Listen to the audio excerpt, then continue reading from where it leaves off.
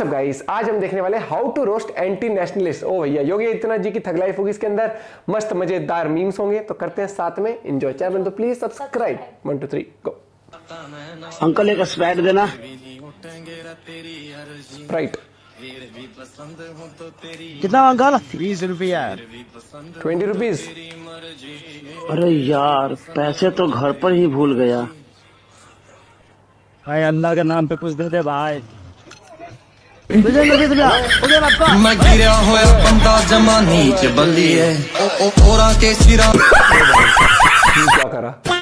जय जय श्री राम सब सनातनी भाई बहनों को स्वागत है आप सभी का आज के इस वीडियो में। तो कृपया वीडियो को लाइक कर दीजिए, कमेंट में अपनी अटेंडेंस लगा दीजिए। चलिए आज का चलचित्र आरंभ करते हैं।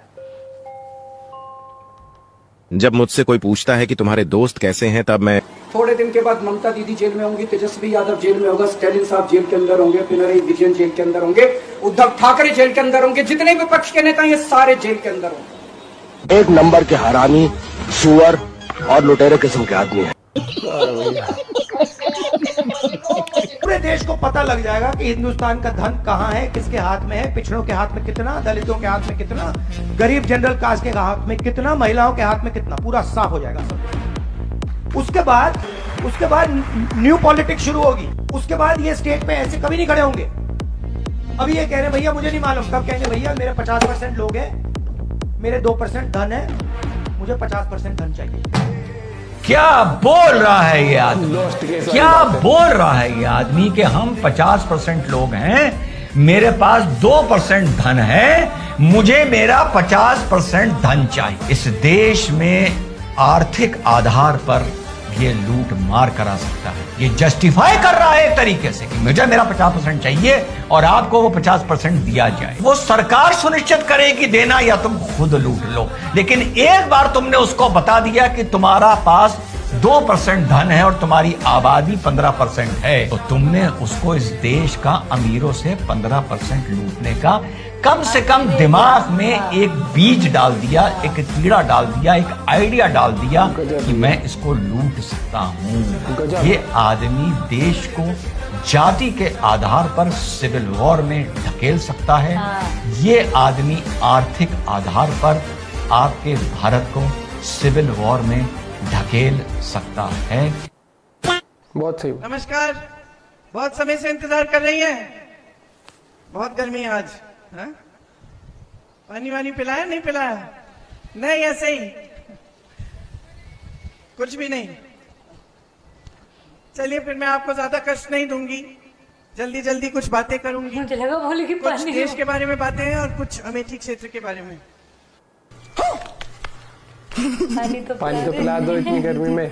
मुझे लगा बोलेगी चलो मैं पहले पानी। देश के इतिहास में दोस्तों बहुत से प्रधानमंत्री आए हैं और गए हैं, लेकिन इतनी अजीबोगरीब बातें आज तक किसी प्रधानमंत्री ने नहीं करी। ये जो गोल्ड है बहनों का, गोल्ड ले लेंगे। कभी कहते हैं कांग्रेस आपका मंगलसूत्र छीन ले जाएगी, तो कल मोदी जी ने सभा में साफ कहा कि राहुल गांधी अगर सत्ता में आता है तो लोगों की संपत्ति मुसलमानों को देगा। इसका फैक्ट चेक करते हैं। सच्चाई तो यह है कि राहुल गांधी के मम्मी पापा दादी परदादा ने पहले ही इसका इंतजाम कर रखा है। आपको यकीन नहीं हो रहा तो ये देखिए, यहाँ सुप्रीम कोर्ट कहता है कि अगर एक हिंदू लड़की मुसलमान से शादी करने के बाद इस्लाम नहीं अपनाती तो उसको अपने पति की संपत्ति से कोई हक नहीं मिलेगा। लेकिन दूसरी ओर वही कोर्ट कहता है कि अगर हिंदू लड़की मुसलमान से शादी करके इस्लाम अपनाती है फिर भी अपने हिंदू पिता से पूरा प्रॉपर्टी ले सकती है। तीसरी ओर अगर एक मुस्लिम औरत हिंदू मर्द से शादी करके हिंदू बन जाती है तो वो अपने मुस्लिम पिता की प्रॉपर्टी से हाथ धो देगी। इससे ये बात साफ है कि भारत में कानून इस तरह से बनाया गया है कि मुसलमानों की प्रॉपर्टी उनके पास ही रहे और हिंदू की प्रॉपर्टी मुसलमानों को ट्रांसफर होती रहे। ये मैं नहीं कह रही, ये हमारे कोर्ट कह रहे हैं। मोदी जी ने वही कहा जो राहुल गांधी खुलेआम करने वाला है, लेकिन हमारी न्याय व्यवस्था पहले से ही कर रही है। इसको हटाने का एक ही तरीका है, यूनिफॉर्म सिविल कोड। घर मत बैठो, अपनी प्रॉपर्टी, बेटी, देश और सनातन बचाने के लिए वोट करो। जो किसी भी यात्रा को निकालेगा उसको लिखित रूप से एक एफिडेविट देना होगा कि यात्रा को सकुशल संपन्न कराने की जिम्मेदारी हमारी होगी। नहीं निकालोगे, कहीं तोड़ फोड़ करोगे तो 7 पीढ़ियां याद करेंगी, वसूली करूंगा ब्याज से। वो कहते हैं नो बेल नो जेल, सीधा प्रभु से बेल। मैंने कहा ना कि मैं राम भक्त हूँ, अयोध्या में रामलला विराजमान हूँ, तो ऐसे लोगों की राम नाम सत्य है की यात्रा भी तो निकलनी चाहिए।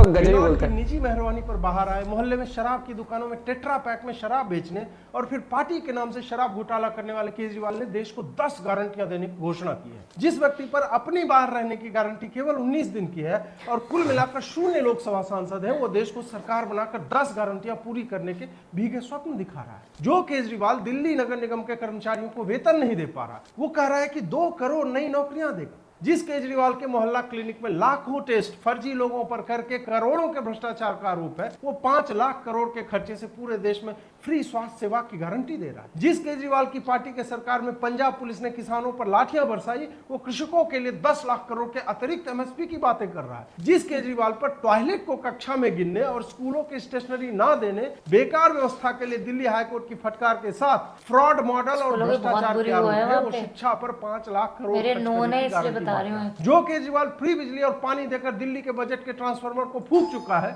वो पूरे देश में फ्री बिजली बांटने के लिए 1.25 लाख करोड़ का दावा। जिसकी सरकार के मंत्री और मुख्यमंत्री को भ्रष्टाचार के मामले में सही तरीके से बेल तक नहीं मिल रही है, वो भ्रष्टाचार मिटाने की डुगडुगी बचा रहा है। औकात 71,000 करोड़ के बजट की और बातें 26 लाख करोड़ के अतिरिक्त। बाप मरे अंधेरे में बेटा पावर हाउस। मैथिली में कहावत है, गैर मगू ने मायगे हग्गम। अर्थ पता कर लीजिए। ये बढ़िया बोलते ये भी याद रखे, वो भी चूड़ियां पहने हुए नहीं, उनके पास भी एटम बम है, ये याद रखिएगा। ये कांग्रेस के नेताओं के, इंडी गठबंधन के नेताओं के कैसे कैसे बयान आ रहे हैं। कहते हैं कि पाकिस्तान ने चूड़ियां नहीं पहनी है। अरे भाई पहना देंगे। अब उनको आटा भी चाहिए, उनके पास बिजली भी नहीं है। अबे हमें मालूम नहीं है कि उनके पास चूड़ियां भी नहीं है।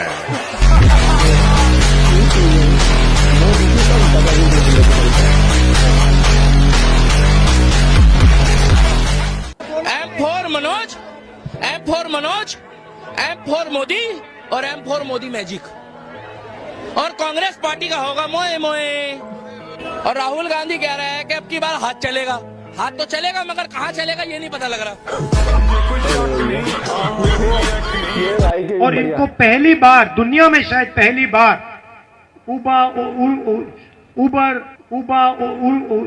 उबर ये मुंह से सुपारी निकाल के बात कर रहे बाबा। इसके मुंह में पैदाइशी सुपारी है। तो साथियों, कैसा लगा आज का वीडियो? लाइक करना, एक नंबर वीडियो, एक नंबर मीम्स थे और मीम्स से भरपूर वीडियो हमेशा मजेदारी होती है। लेकिन मैं कहना चाहता हूँ कि भैया देखो, पॉलिटिक्स होनी चाहिए। और मोदी जी ने कहा था कि मैं ना हिंदू मुस्लिम इन चीजों में ज्यादा पढ़ता नहीं हूँ, ना मैं इससे ज्यादा बोलता हूँ, लेकिन जब ओपोजिशन इतना कुछ कर जाता है ना, तो फिर उनको बोलना पड़ता है।